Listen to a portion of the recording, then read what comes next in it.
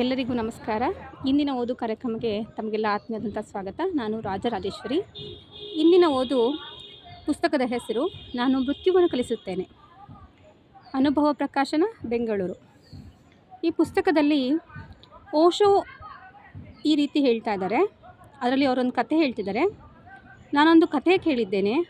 ಒಬ್ಬ ವ್ಯಕ್ತಿ ಎಲ್ಲವನ್ನೂ ಬಿಟ್ಟು ಭಗವಂತನ ಬಾಗಿಲ ಬಳಿ ಬಂದ. ಎಲ್ಲವನ್ನೂ ಬಿಟ್ಟು ಬಂದ.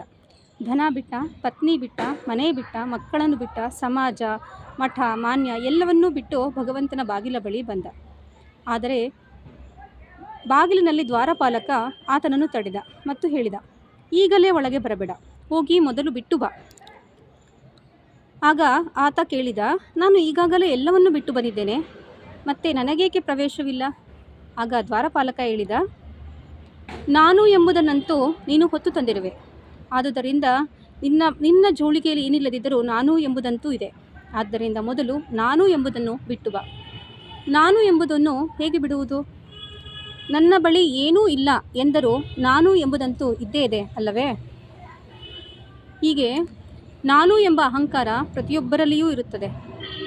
ನಾನು ಎಂಬುದನ್ನು ಬಿಡದ ಹೊರತು ನಾವು ಭಗವಂತನ ಬಾಗಿಲಿನಿಂದ ಪ್ರವೇಶ ಸ್ವೀಕರಿಸಲು ಸಾಧ್ಯವಿಲ್ಲ. ಎಲ್ಲೋ ಒಂದು ಕಡೆ ಓದಿದ ನೆನಪು,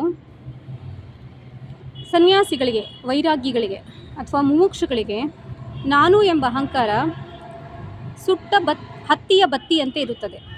ದೀಪವನ್ನು ಉರಿಸೋದಕ್ಕೆ ಬತ್ತಿ ಉಪಯೋಗಿಸ್ತೀವಲ್ಲ, ಆ ಬತ್ತಿ ಹತ್ತಿಯಿಂದಾಗಿರುತ್ತೆ. ಅದನ್ನು ಈಗಾಗಲೇ ಸುಟ್ಟರೆ ಎಷ್ಟು ಹಗುರವಾಗಿರುತ್ತದೆ, ಉಫ್ಫಂತ ಊದಿದರೆ ಅದು ಹಾರಿ ಹೋಗುತ್ತದೆ.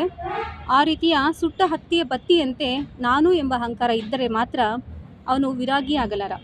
ಎಲ್ಲವನ್ನೂ ಬಿಟ್ಟು ಭಗವಂತನನ್ನು ಸೇರಬೇಕಾದ್ರೆ ಸಮರ್ಪಣಾ ಭಾವ ತುಂಬ ಅತ್ಯಂತ ಮುಖ್ಯವಾದದ್ದು ಅಂತ ಇಲ್ಲಿ ಓಶೋ ಹೇಳ್ತಾ ಇದ್ದಾರೆ. ನಾನು ಎಂಬುದನ್ನು ಹೊತ್ತು ನಡೀತಾ ಹೋದರೆ ಖಂಡಿತವಾಗ್ಲಿಯೂ ನಾವು ಭಗವಂತನನ್ನು ಸೇರೋದಕ್ಕೆ ಸಾಧ್ಯ ಇಲ್ಲ ಅಂತ ಇಲ್ಲಿ ಓಶೋ ಹೇಳ್ತಾ ಇದ್ದಾರೆ. ನಮಸ್ಕಾರ.